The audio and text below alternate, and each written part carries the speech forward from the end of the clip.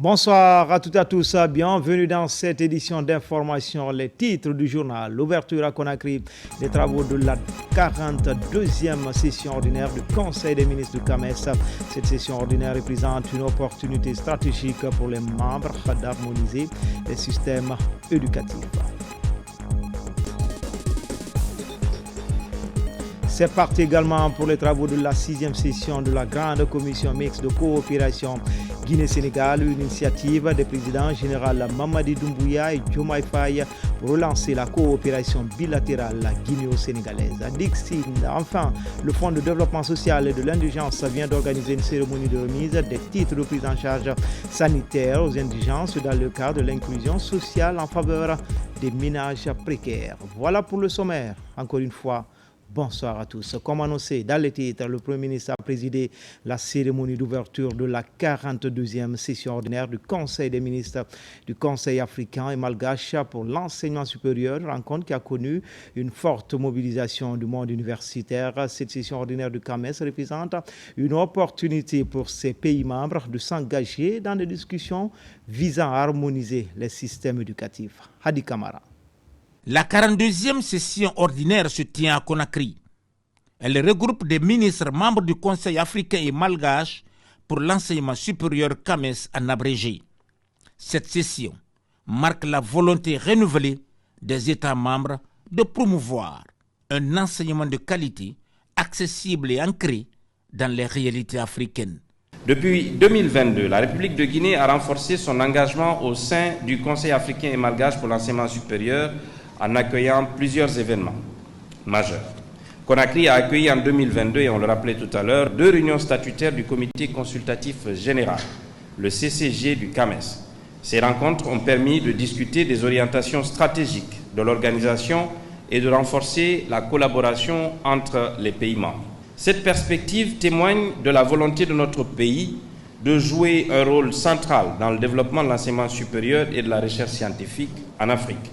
Cette initiative dynamique illustre l'engagement continu des hautes autorités de la République de Guinée au plus haut niveau à promouvoir l'excellence académique et à renforcer la coopération régionale dans le domaine de l'enseignement supérieur et de la recherche scientifique.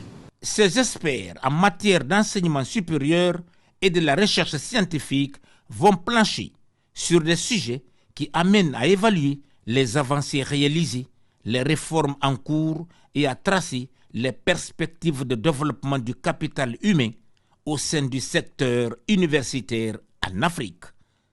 La 42e session ordinaire du Conseil des ministres du CAMES se déroule au moment où notre institution commune totalise 57 ans d'existence.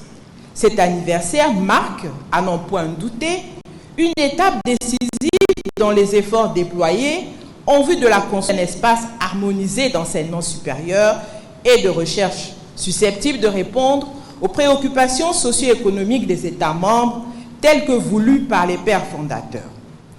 La République de Guinée, creuseur de la culture africaine et membre fondateur du CAMES, a fait le choix stratégique de fonder son développement sur un système d'enseignement supérieur et de recherche de qualité à travers le développement d'une relation de confiance mutuelle avec notre institution commune d'excellence académique. Cette relation particulière entre la Guinée et le CAMES s'observe à travers les nombreux programmes statutaires et activités du CAMES accueillis avec professionnalisme et enthousiasme sur la terre africaine de Guinée.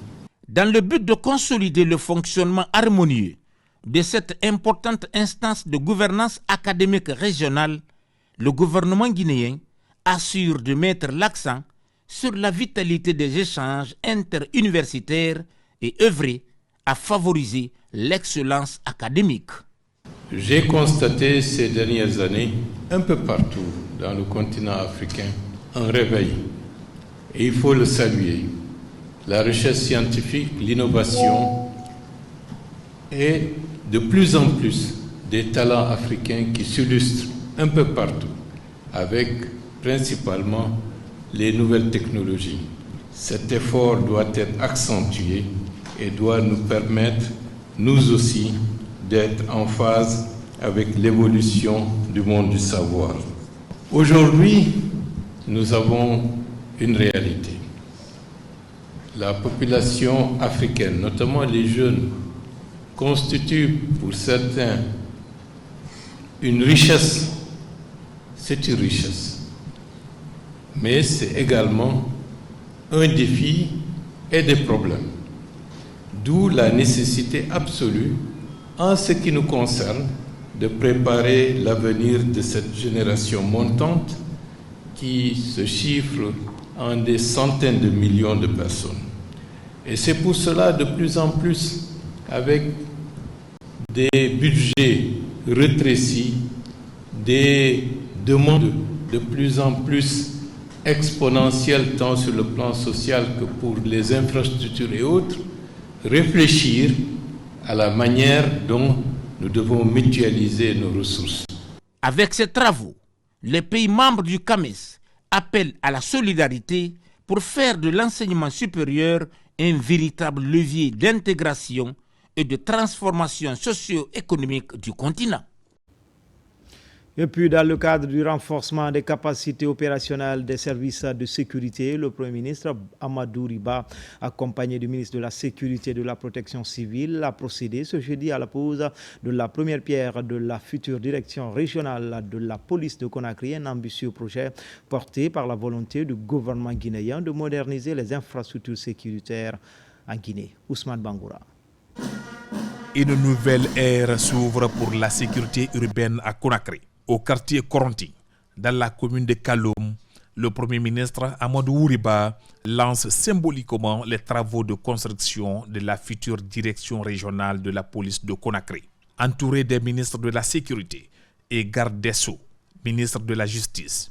Ce projet de construction est piloté par le ministère de la Sécurité et de la Protection civile. La future direction régionale de la police vise à décongestionner les services actuels, souvent inadaptés et sous-dimensionnés face à la croissance démographique de Conakry. Le futur siège ne sera pas seulement un symbole architectural, il représentera également un tournant stratégique dans le renforcement de la sécurité de notre capitale.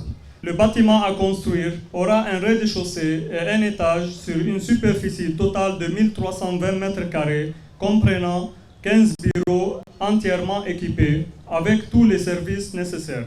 La durée d'exécution des travaux de ce projet d'utilité publique est de 11 mois. C'est un bâtiment de type R+1.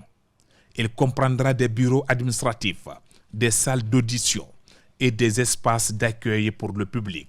Ce projet est dans la continuité de notre ambition de doter les forces de police sur toute l'étendue du territoire d'infrastructures modernes, équipées et surtout autonomes en eau et en électricité. Le gouvernement ne doit plus tolérer que des agents censés incarner la loi travaillent dans l'indignité, car le citoyen ne saurait être bien servi si le service public lui-même est mal hébergé. Pour le Premier ministre Amadou Riba, la construction de ce nouveau bâtiment est un signal fort de proximité et de sécurité. La police est le symbole de toute société humaine. Dans tous les pays du monde, on vous dit, dis-moi comment est ta police, je te dirai comment est la société. C'est la raison pour laquelle tout doit être mis en œuvre pour que les hommes et les femmes qui s'investissent dans l'institution de la police puissent travailler dans d'excellentes conditions pour assurer leur mission régalienne, la protection des citoyens. Le recours devant n'importe quelle situation, le recours à la police pour se défendre, pour se protéger, pour, dans une certaine mesure, être encadré, quelles que soient les situations qui peuvent se présenter. Les travaux de ce chantier, une fois achevés, la direction régionale de la police de Conakry devrait répondre à des exigences modernes de services publics et de respect des droits humains. Dans l'actualité encore, c'est un exercice de transparence et de redevabilité. Quelques jours après le retrait de près de 200 permis miniers par décret, par arrêté, les ministres porte-parole de la présidence du gouvernement animé conjointement cet après-midi une conférence de presse. Il était question pour le général Lamara Camara Ousmane Gawal Diallo d'évoquer les raisons qui ont prévalu à cet assainissement du cadastre minier qui vient de démarrer. Désormais, la Guinée veut assurer sa pleine et toute souveraineté sur ses ressources minières. Mamadi Terran Kamisoko. Scandale minier par excellence, la Guinée compte pleinement assumer sa souveraineté minière. Depuis quelques jours, l'assainissement du cadastre minier a permis de retirer près de 200 permis de recherche et d'exploitation et de les reverser dans la réserve stratégique de l'État. Un choix fort du président de la République, le général Mamadi Doumbouya, qui s'explique par le désir de transparence qui veut amener les entreprises minières au respect de leurs obligations. Remercier et féliciter le chef de l'État qui a pris la décision courageuse de redonner à la Guinée sa nouvelle souveraineté en termes de mines. Les mines étaient devenues en Guinée quelque chose de très méconnu pour les Guinéens. On ne savait pas clairement c'était quoi l'état de notre cadastre. Un travail de toilettage a été effectué depuis quelque temps et ce sont ces résultats-là que vous commencez à voir. Et il y a eu, primo, 2 premiers permis qui ont été retirés. On dit dans notre métier, guidé par l'exemple. L'exemple, ce sont les 2 premiers permis que le CNRD a signés sous l'ère du général Mamadi Doumbouya. C'était les permis de Kebo, mais aussi le permis de Guiter. Au nom du non-respect du code minier, il a pris l'exemple déjà par retirer les 2 premiers que lui-même il avait attribués. Ensuite, le travail d'assainissement a continué sur 51 permis. C'est des permis et des concessions d'exploitation industrielle et semi-industrielle. Ensuite, ça a été le cas aussi de quelques permis, une centaine de permis de recherche. Et dans les jours à venir, nous avons dans les pipes également près de 90 autres permis de recherche qui devraient être remis dans la réserve stratégique de l'État. Ceci pourquoi? C'est pour permettre à l'État de voir plus clair dans ce qui se passe dans la Guinée profonde, surtout dans nos terres. Ce sont nos richesses. Il faut que les richesses appartiennent à la Guinée et que ça profite à tous les Guinéens. Donc en les mettant dans la réserve stratégique de l'État, un travail sera fait pour que ça soit attribué aux meilleures personnes et que conformément au code minier, que les projets soient développés dans l'intérêt de la Guinée et des Guinéens. Ces mesures ne sont pas des mesures improvisées, ce ne sont pas des mesures arbitraires, elles ne s'inscrivent pas non plus dans un registre de sanctions. Mais l'objectif est de reconstruire le secteur minier pour le rendre plus performant, plus crédible et donc respectueux des règles. Il ne faut pas oublier que de ce dont nous parlons, ce sont des contrats. Alors des concessions, des contrats de recherche ou autre chose. Ça veut dire des engagements que 2 parties prennent. Lorsque une des parties est défaillante, les procédures judiciaires, notre code minier offre des mécanismes pour l'État de rentrer dans son droit ou la société contractante lorsque celle-ci sent qu'elle est lésée pour rentrer dans son droit. Il s'agit donc de veiller à une bonne application de nos textes de loi et envoyer aussi un message positif à tous les investisseurs en disant que la Guinée va être de plus en plus attentive sur les contrats qu'ils font pour faire en sorte que les gens puissent respecter leurs engagements. C'est facile de venir en Guinée, dire, si c'était facile de venir en Guinée hier, dire oui, je m'engage, donnez-moi une concession, je vais investir 20 milliards de dollars pour mettre en valeur les ressources qui sont là, et puis le contrat est signé et la personne réparte. Des années passent, des années s'écoulent, à la recherche peut-être de meilleures opportunités de spéculation, comme quelqu'un d'entre vous l'a souligné, et puis la Guinée, son économie s'arrête, ses espoirs s'amenuisent, il ne sera plus possible. Le président de la République tient à ce que lorsque vous signez un engagement, que lui, il signe un engagement au nom du peuple de Guinée, que l'engagement soit respecté par les 2 parties. Un autre cas qui suscite débat et interrogation est l'arrêt des activités de Guinée Alumina Corporation GAC. Le non-respect des engagements par la société relatif au développement d'une raffinerie est pointé du doigt par les autorités. GAC, conformément à sa convention de base, devrait développer une raffinerie ici en Guinée. 20 ans après, aucune raffinerie, aucune, a été rappelée par rapport à ses engagements. Rien. Des émissaires envoyés ici pour là-bas, des émissaires envoyés de là-bas pour ici, rien. Notre bauxite est quand même en train de sortir. Également, une raffinerie, celle qui devrait être faite en Guinée, a été faite ailleurs. C'est là-bas que notre bauxite est raffiné. Il n'y a aucun Guinéen qui y travaille, 0 Guinéen. C'est notre terre. Quelqu'un n'a pas respecté ses engagements. Quand vous regardez les conditions de fiscalité qui ont été accordées à GAC pour permettre de développer cette raffinerie-là, c'est extraordinaire. On pourrait penser un autre permis minier spécifique pour GAC. Mais malgré tous ces avantages créés par l'administration, GAC ne s'est pas acquitté de ses obligations. Nous ne sommes pas ceux-là qui sont des va-t-en-guerre. Sinon, des négociations, des émissaires n'allaient pas être échangés. À l'heure où je vous parle, une mise en demeure a été envoyée à GAC. La mise en demeure court. À terme, l'État prendra ses responsabilités. Ce grand oral des ministres porte-parole du gouvernement et de la présidence de la République n'a pas occulté les spéculations en lien avec la disparition d'or de la Guinée. L'info fait le chaud gras de la presse, mais le général Amara Kamara et Ousmane Gawal Diallo rassurent les Guinéens et affirment que le gouvernement sait où se trouve son or. L'or de la Guinée, on sait où ça se trouve, c'est dans les mains de qui?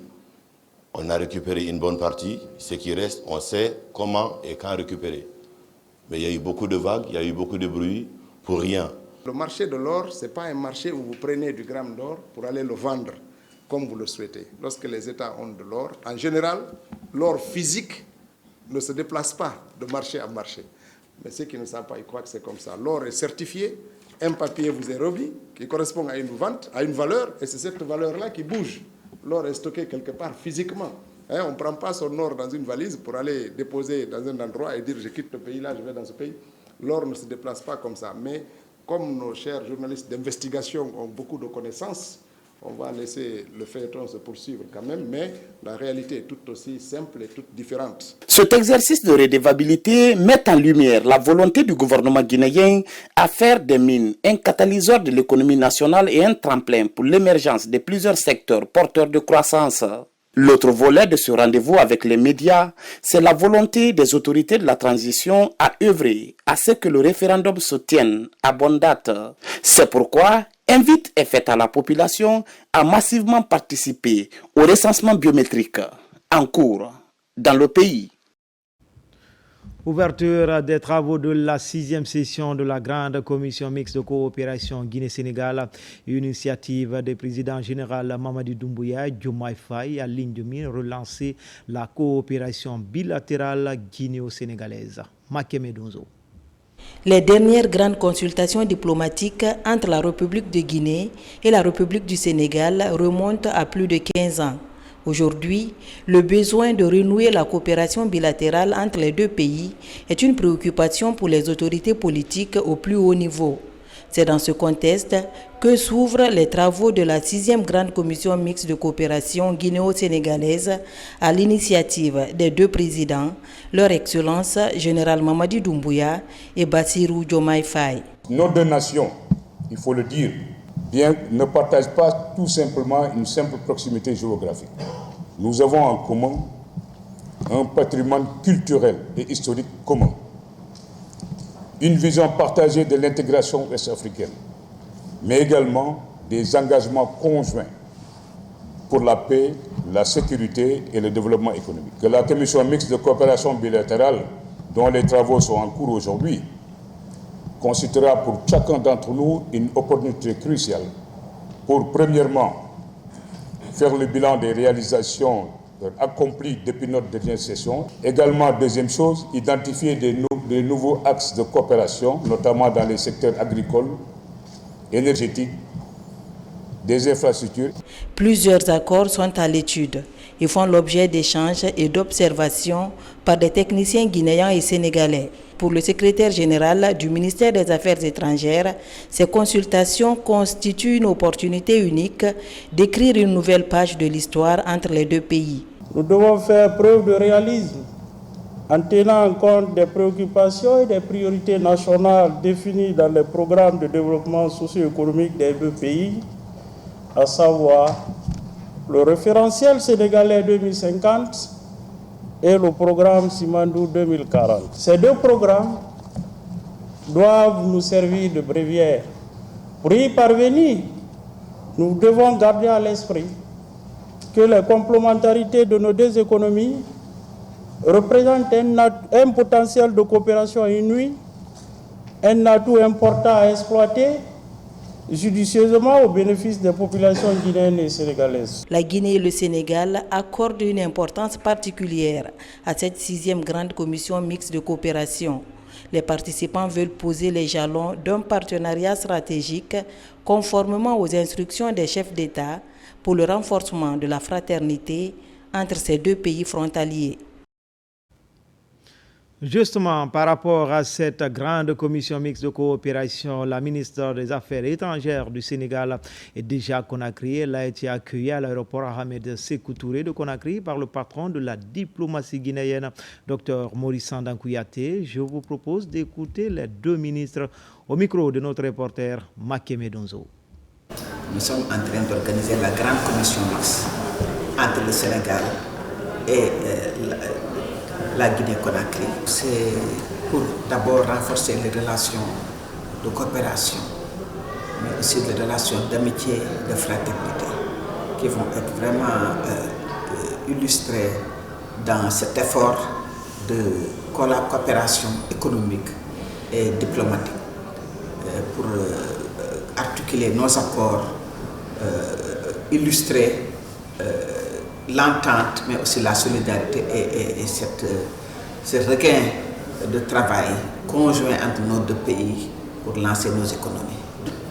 Nos deux chefs d'État, les deux présidents, ont des rapports fraternels. Quand le président est venu ici, le président sénégalais est venu ici l'année dernière, l'une des recommandations fortes était qu'il fallait tenir rapidement la grande commission mixte Sénégal-Guinée. Et ma soeur et moi, nous avons tenu à mettre cette recommandation forte à exécution. Et c'est pourquoi, comme elle l'a dit tout à l'heure, depuis 17 ans, on n'avait pas eu ça.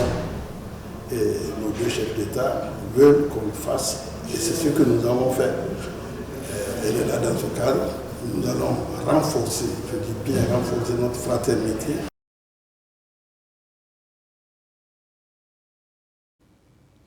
Pour la toute première fois, la Guinée intègre l'équipe restreinte de l'Organisation mondiale des douanes. Cela est dû à la certification le 12 mai dernier du directeur par intérim des douanes en matière de propriété intellectuelle. Elle mérite saluer à l'international à raison non seulement des qualités personnelles du colonel directeur, mais surtout de la poursuite des réformes. Mohamed Seyar Souma. La Guinée marque des points à l'international. À l'origine, l'accréditation du colonel Cheikh Gadri Kondé comme conseiller technique et opérationnel en matière des droits de propriété intellectuelle de l'Organisation mondiale des douanes. Un certificat sanctionne cette haute distinction de l'OMD. La remise est solennelle. Je comparerais cela dans le monde académique à être un professeur agrégé en la matière. Donc vraiment, on est très fiers. Ce qu'il a fait au nom de la Guinée et de la nation lui est reconnaissante. C'est la première fois depuis l'indépendance de la Guinée, depuis la fondation de notre douane, qu'on ait cette certification d'un de nos douaniers. C'est le niveau le plus élevé en matière de douane. À travers cette reconnaissance, le directeur général par intérim des douanes intègre le cercle restreint des experts de l'OMD, certes pour des compétences personnelles, mais sans doute pour des prouesses budgétaires enregistrées depuis décembre 2024. Nous avons constaté une augmentation soutenue de plus de 20% des recettes douanières, et cela sur chaque mois depuis plus de 6 mois maintenant. Et Cela nous conforte beaucoup et nous dit qu'on a fait le bon choix, tant en matière des hommes, mais aussi en matière de réforme. Et ces efforts vont continuer à être déployés pour que chacun à notre niveau mérite la confiance qui a été placée en nous par le général Mamadi Doumbouya. En plus des droits de la propriété intellectuelle, le secrétariat de l'OMD sollicite expressément la contribution du récipiendaire sur des questions de santé et sécurité. Les chefs d'unité des douanes de la région de Boké en formation cette semaine au chef-lieu de la préfecture. La déontologie administrative est enseignée aux soldats de l'économie de la région, une région qui abrite l'un des plus grands postes frontaliers du pays. Des cours dispensés par 2 éminents magistrats guinéens. L'idée est de renforcer leur capacité opérationnelle en vue de faciliter le travail sur le terrain sans être en conflit avec la loi. Younoussa Tawel Kamara, Pintoutouri. Ils sont 30 chefs d'unité de douane venus de différentes préfectures de la région de Boké à prendre part à cette formation. Durant 2 jours, ces soldats de l'économie ont été outillés sur la déontologie administrative. Rappelez que cette formation vise à renforcer vos compétences en matière de déontologie et de l'éthique en matière de douane, afin de vous permettre de faire la différence entre nos attributions, nos pouvoirs et les interdictions. Au terme de cette session de formation des chefs d'unité des douanes de région de Boké, les réformes engagées en faveur des agents de douane, une politique qui s'inscrit en étroite ligne avec la vision du général Mamadi Doumbouya, président de la République, chef suprême des armées. Ces 2 jours d'intenses travaux sont rendus possibles grâce à l'expertise de 2 éminents magistrats. Nous, facilitateurs, sommes convaincus dans notre conscience qu'avec votre patience de fourmi et le silence quasi-religieux qui ont été accordés à nos modestes personnes pendant cette formation, à ce que chaque fois qu'il y a violation d'une règle de droit, cela engage nécessairement des impairs et peut conduire l'agent pénal tout droit dans le mur. Nous résistons de l'organisation de ce séminaire et sollicitons auprès de la Direction générale des douanes que tel séminaire soit organisé au gouvernorat, même pas pour les agents des douanes, mais pour nous-mêmes administrateurs territoriaux que nous sommes. Ces soldats de l'économie de la région de Boké promettent de démultiplier les enseignements reçus aux autres douaniers à la base pour ne pas être en conflit avec la loi. Forum national sur l'avenir de la presse en Guinée, c'est le clap de fin de l'édition 2025. Les professionnels de l'information et de la communication saluent la richesse des échanges tout en formulant des recommandations à l'endroit des médias de la RAC et des autorités guinéennes. Une cérémonie de clôture marquée par la levée de la sanction infligée aux journalistes Ansouman Kamara. Les détails avec Maïmouna Bela Diallo, Mohamed Pati Kamara. C'est dans une ambiance empreinte d'espoir que s'est refermé le forum sur l'avenir de la presse guinéenne, organisé par la Haute Autorité de la Communication. Pendant 3 jours, des professionnels venus de la Guinée, du Sénégal, du Mali, de la Côte d'Ivoire et du Maroc ont échangé autour des grands défis du journalisme en Afrique. Ce forum n'a pas été une simple tribune d'échange. Il a représenté une quête sérieuse de solutions pour professionnaliser le secteur à travers une meilleure formation des journalistes, un encadrement juridique rénové et l'amélioration des conditions de travail. Il marque une volonté collective de construire une presse libre, mais aussi responsable et éthiquement irréprochable. Je n'ai aucun doute que dans la loi sur la liberté de la presse et la loi sur l'instance de régulation, vos préoccupations sont déjà prises en compte. Vous avez été assidus, présents. Je suis impressionné et je suis fier de savoir que la relève est là. Au terme des travaux, les participants retiennent une volonté commune de bâtir une presse plus éthique, indépendante et socialement sécurisée.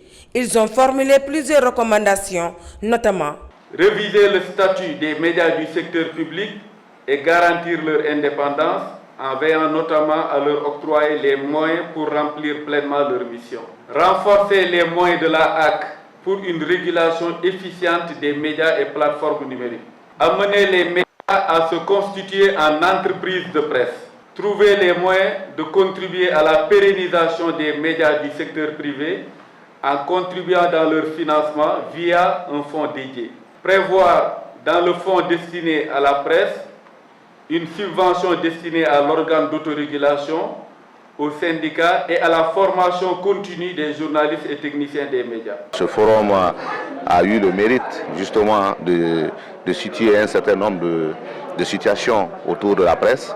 Et vous avez vu dans les recommandations, à commencer par la pratique même du journalisme, c'est-à-dire la catégorisation des journalistes, mais aussi en passant par la responsabilité de la haute autorité de la communication et des doléances aussi qui ont été formulées à l'endroit des autorités. Je pense que le forum a réussi sa mission. En signe d'ouverture, la HAC a levé la sanction du journaliste Ansoumane Kamara à la satisfaction du syndicat de la presse. Ce forum s'achève donc sur une note d'espoir.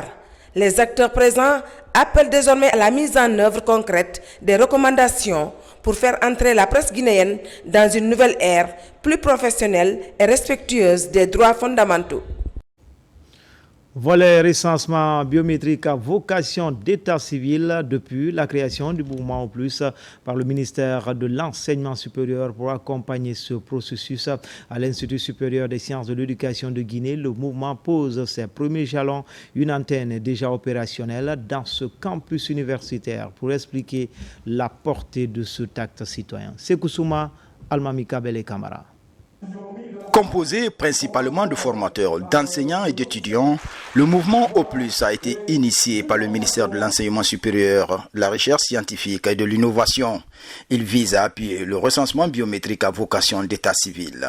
À l'Institut supérieur des sciences de l'éducation, le mouvement installe son antenne locale afin de sensibiliser et mobiliser les étudiants ainsi que les citoyens de la commune de Lambagne à s'acquitter de leurs devoirs civiques. Le recensement, c'est un outil de planification. Sans planification, on ne peut pas se développer. Le recensement est un outil de sécurisation de nous en tant que personnes. Nous vous prions de saisir la balle au bon. Il y a des kits partout de recensement. Il faut qu'on se recense. Pour que demain le gouvernement sache, en fonction des effectifs étudiants par exemple, qu'est-ce qu'on doit mettre en action comme politique pour qualifier les conditions de vie et de travail dans les institutions. Doté d'un bureau de 11 membres et tous étudiants, ce groupe de volontaires a pour mission d'expliquer aux étudiants et aux citoyens de Lambagne l'importance de ce programme présidentiel.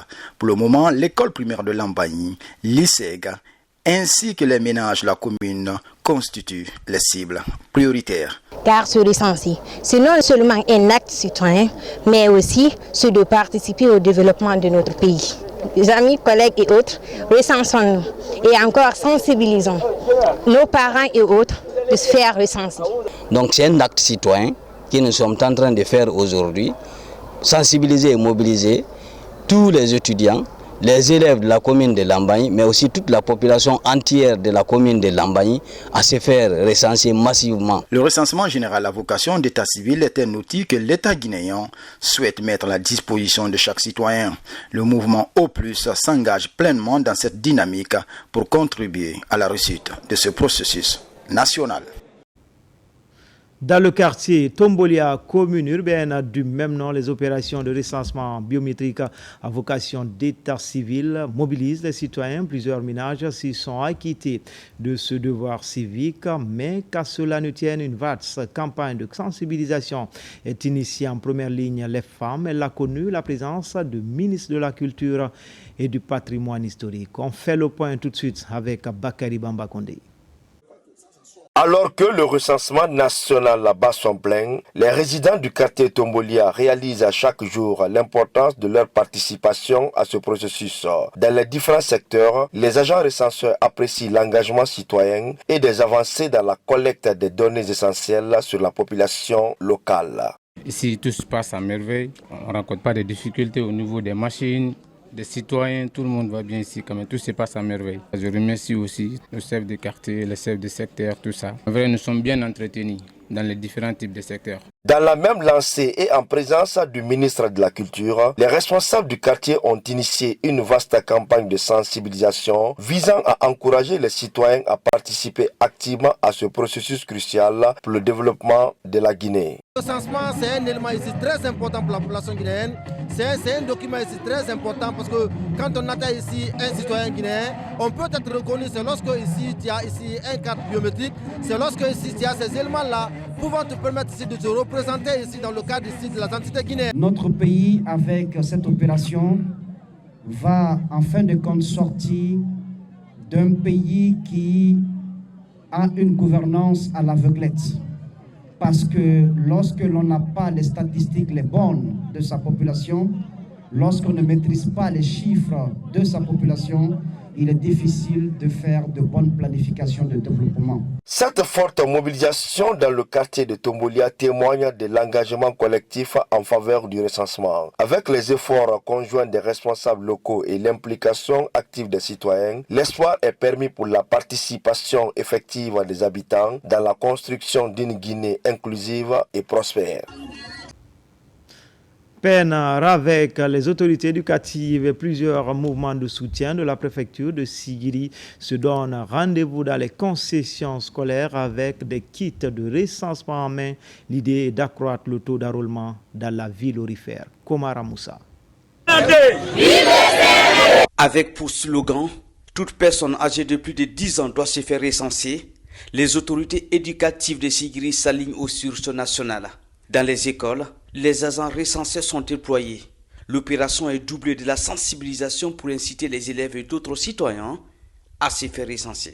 Cette initiative d'abord est à saluer parce qu'elle vient d'une association, association Main dans la Main, qui est une association nationale pour la sensibilisation pour le recensement en cours. C'est un programme national. Et à ce titre, s'ils sont venus à Sigiri, vraiment c'est une fierté pour nous de les accompagner, de les appuyer. On a déployé les kits dans les écoles professionnelles de Sigiri. Et le second contrat, il s'agit du ministère de l'enseignement pré-universitaire. De l'école Kankou Moussa, en passant par Framouy Bereti, Roassan 2, à celle des sous-préfectures de Sigiri, les acquis de la gouvernance du CNRD et les intérêts liés à ce recensement sont brandis. De quoi motiver les indécis à rejoindre le mouvement. Tous les efforts que le président est en train de faire, globalement, ça va dans ce sens-là. Si on veut vraiment l'aider aujourd'hui, on doit faire tout notre possible pour que toute la population de Sigiri soit recensée. J'avais des difficultés à me recenser au niveau de mon quartier. Le placement qu'ils ont mis ici pour nous faire recenser, je suis vraiment content. En rapprochant les agents recenseurs aux élèves, les autorités éducatives espèrent gagner le pari. Elles ambitionnent avec tous les mouvements de soutien de toucher tous les citoyens de Sigiri pour un référendum historique. Autrice de l'actualité suite à la signature de la Convention sur la mobilisation sociale entre les organisations de la société civile et le ministère de l'administration du territoire et de la décentralisation, les acteurs se déploient sur le terrain. À Mamon, par exemple, c'est l'Union citoyenne pour l'émergence de la Guinée qui mobilise dans les préfectures de Pita, Dalaba et Mamou. Le porte-à-porte est la stratégie adoptée. Amadou Touré. Pour une forte adhésion des communautés au processus d'enrôlement biométrique en cours, le ministère de l'administration du territoire et de la décentralisation, à travers la direction des affaires politiques et de l'administration électorale, a signé un protocole d'accord avec certaines organisations de la société civile. Pour le respect du contenu de cet accord, l'Union citoyenne pour l'émergence de la Guinée, UCEG, se déploie sur le terrain à travers le lancement de cette opération de sensibilisation sur l'enrôlement biométrique dans les localités de Mamou. En tant qu'acteur de la société civile, il est de notre rôle de venir expliquer à nos populations et à nos compatriotes la portée de ce recensement. Il faut qu'on leur explique pourquoi ils doivent se recenser et quand ils se recensent, quelle est l'utilité et si aussi ils n'arrivent pas à se recenser, quel sera l'effet négatif. Nous avons déjà notre cartographie, nous avons 36 communes dans la région administrative de Mamou,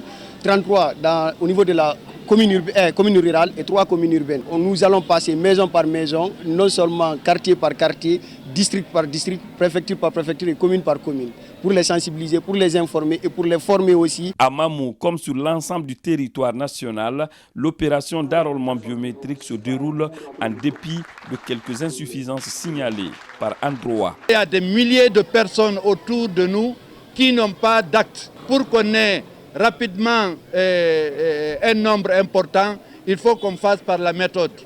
La commune délivre des copies de transcription qu'on va joindre aux fiches d'identification que nous avons avec nous et que la personne se recense. Après le recensement, on va parler d'extrait de naissance. Cette campagne de sensibilisation des populations sur l'enrôlement biométrique, conduite par l'Union citoyenne pour l'émergence de la Guinée, va couvrir l'ensemble des 3 préfectures de la région de Mamou pour aboutir à une forte adhésion des communautés. Dans le reste de l'actualité, à Dixine, le Fonds de développement social et de l'indigence vient d'organiser une cérémonie de remise des titres de prise en charge sanitaire aux indigents. C'est dans le cadre de l'inclusion sociale en faveur des ménages précaires. Noumousso Diagiti. Cette action solidaire vise à garantir l'accès aux soins de 30 malades indigents de la commune de Dixine. La directrice générale adjointe du Fonds de développement social et de l'indigence réitère son engagement à soutenir les plus démunis et à leur offrir des conditions de vie respectables. L'activité d'aujourd'hui s'inscrit dans le plan d'action opérationnel du Fonds de développement social et de l'indigence, mis en œuvre conformément aux orientations du Premier ministre, M. Amadou Ouriba. Elle incarne la volonté du CNRD sous le leadership du président de la République, le général Mamadi Doumbouya. Chers bénéficiaires, les titres que vous recevez ne sont pas de simples papiers. Ils symbolisent la solidarité nationale et l'engagement d'un État qui vous place au cœur de ses priorités. Vous aurez accès à des soins gratuits. Les malades soulignent les défis auxquels ils sont confrontés chaque jour. Ils expriment leur reconnaissance envers le président de la République et le Fonds de développement social et de l'indigence pour leur aide précieuse. Notre président, le général Mamadi Doumbouya, qui pour la première fois arrive jusqu'à la base au niveau des gens insuffisants que nous prenons en charge. On souffrait pour l'achat des produits. Merci au président.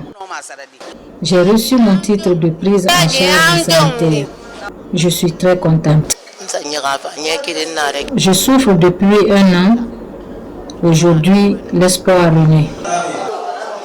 Le secrétaire général du ministère des Personnes vulnérables invite les professionnels de la santé à bien accueillir les malades indigents dans les structures sanitaires. Nous sommes là en train d'exercer une pratique que nous ne passons pas à espérer et progresser pour devenir le socle de ce qu'on va appeler l'axe numéro 5, qui est le bien-être de la population, qui est prescrit dans le programme Simandou.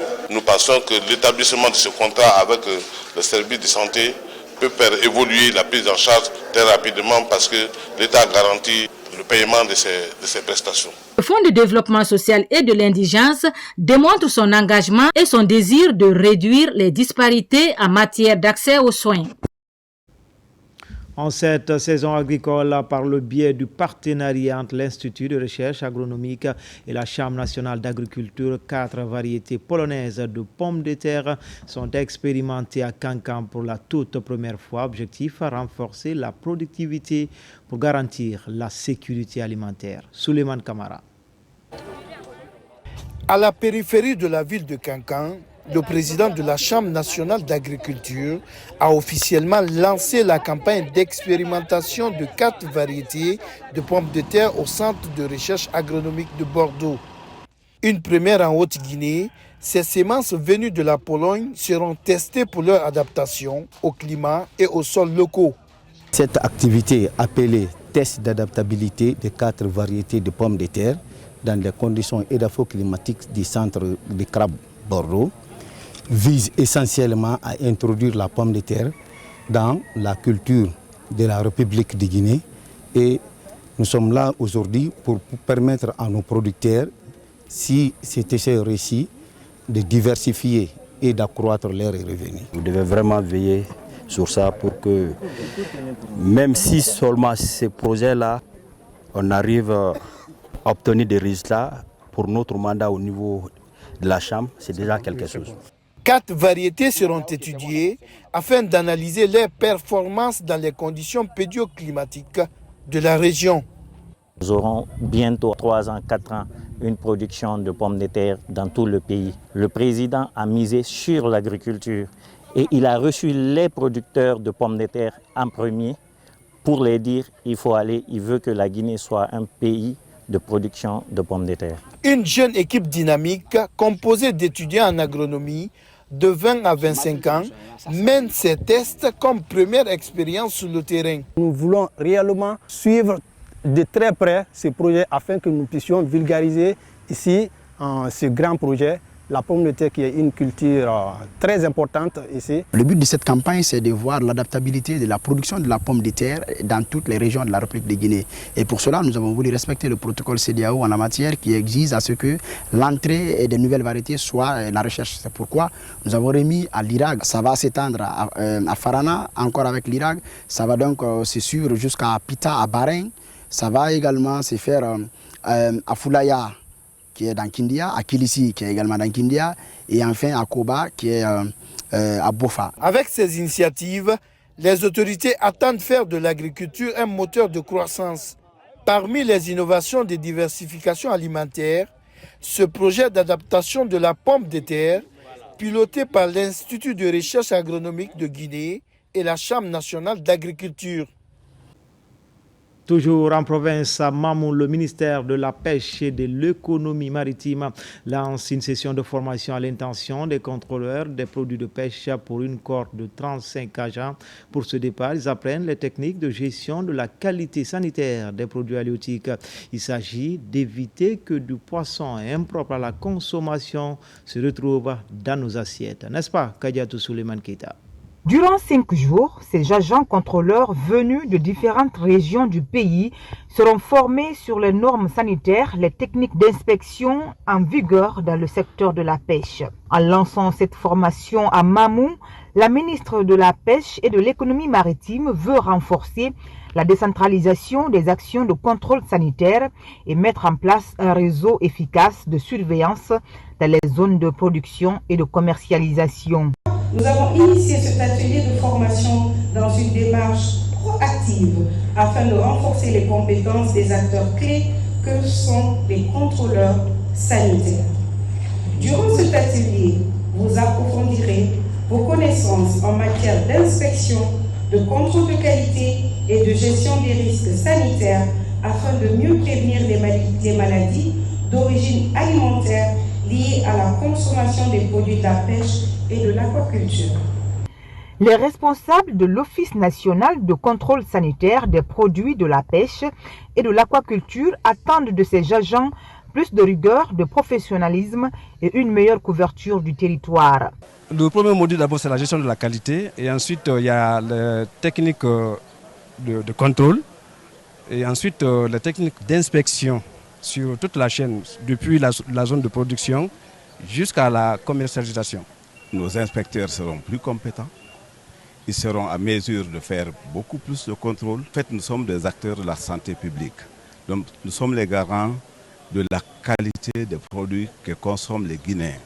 Avec cette initiative, le ministère de la Pêche et de l'Économie maritime pose des pions importants dans la professionnalisation du contrôle sanitaire des produits halieutiques. Une démarche qui vise non seulement à protéger la santé des consommateurs, mais aussi à valoriser les exportations guinéennes sur les marchés internationaux. Enfin, des infrastructures sociales de base pour certains quartiers de la commune de Kaloum. Ce sont entre autres des centres de santé, extension d'écoles primaires et aménagement de la corniche du Palais du Peuple jusqu'au camp Almami Samori Touré. C'est une initiative de la délégation spéciale de Kaloum pour changer l'image du centre administratif du pays. Moussa Bangoura, Ousmane Kamara. Conformément au plan annuel d'investissement, la mairie de Kaloum engage un certain nombre de projets pour améliorer les conditions de vie des populations. Les écoles primaires Tombo 1, Tombo 2 et Almamia vont bientôt changer de visage. Cette pose de briques annonce le lancement des travaux dans ces établissements d'enseignement public. Merci le président de la République d'avoir pensé à cette population. C'est une première depuis 24 ans que les communes soient dotées en aménagement pour le développement et pour le bénéfice des citoyens à la base. La reconstruction du centre de santé de Klowondi, c'est une première depuis l'indépendance. L'école primaire de Tombo aujourd'hui, ce qu'on est en train de faire, c'est pour faire profiter les enfants de quitter la rue et être dans les écoles. Ces travaux d'aménagement touchent aussi la corniche du Palais du Peuple au camp Almami Samori Touré. Là-dessus, l'extension du centre de santé de Klowondi en R+1 rentre dans sa phase d'exécution. Nous sommes au nombre de 4 entreprises. Il y a l'entreprise TAP qui travaille sur la rénovation de Tombo 1. Il y a l'entreprise Foulet qui travaille pour la construction de R+2 au niveau de Tombo 2 et la construction de cantines et une infirmerie. Beaucoup de changements. Déjà, on va démolir reprendre en R+1. Nous allons aussi nous impliquer pour veiller à ce que vraiment des gens qui sont recrutés pour travailler, que ce soit des qui répondent aux normes. Dans son agenda, la mairie prévoit la réalisation de 500 tables pour les femmes du marché Niger. C'était tout pour les infos. L'actualité se poursuit sur le www.rtgguinée.info. À demain pour d'autres actualités sur la Guinée, notre paradis terre de richesse et d'innovation, Inch'Allah.